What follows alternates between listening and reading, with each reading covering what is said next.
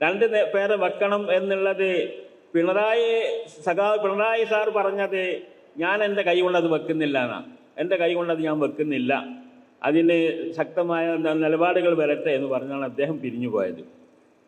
എന്നാൽ ഇന്ന് വന്ന സർക്കാർ എന്താ ചെയ്തതെന്ന് ചോദിച്ചാൽ, ഇവിടെ ഹൈക്കോർട്ടിൽ കേസ് കൊടുത്തു. ആര്?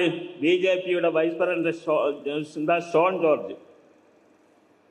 അത് PC ജോർജിൻ്റെ മകനാ.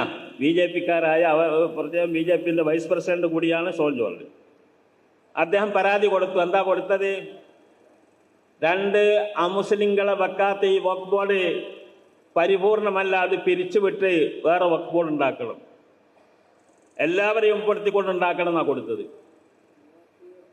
എന്നാൽ അതിനെതിരെ നമ്മൾ പറഞ്ഞെങ്കിലും അത് കൂട്ടാക്കാതെ വഖഫ് ബോർഡിൻ്റെ മേലെ ഒരു സെക്രട്ടറിയെ വെച്ചുകൊണ്ടുള്ള ഒരു നിയമമാണ്, ഒരു ഉത്തരവാണ് ഹൈക്കോടതി വിധിച്ചത്.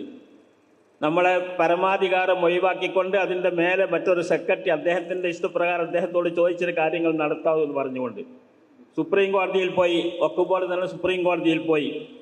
സുപ്രീം കോടതി അത് ശരിയല്ല, വഖഫ് ബോർഡ് എന്ന് പറയുന്നത് ഒരു ജുഡീഷ്യറി, അതായത് ഒരു പരമാധികാരമുള്ള ഒരു ബോർഡാണ്, അതിൻ്റെ മേലെ മറ്റൊരു വെക്കണ്ട എന്ന് പറഞ്ഞു.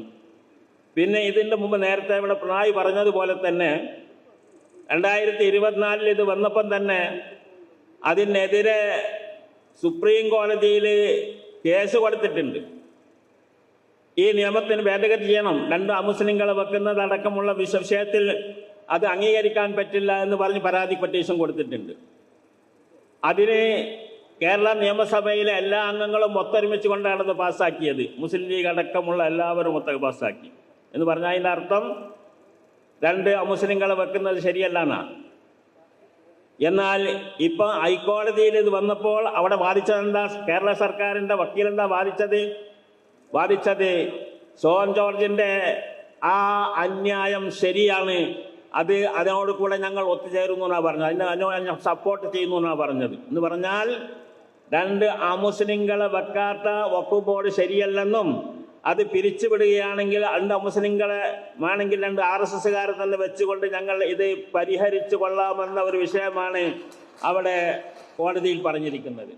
മുസ്ലിം ലീഗിൻ്റെ വകുപ്പാണ്, ആ വകുപ്പടക്കമുള്ള അതിനെ കൈകാര്യം ചെയ്യുന്ന ഗവൺമെന്റിന്റെ വക്കീൽ പറഞ്ഞിരിക്കുന്ന അതാണ്. മദീനയിലാണോ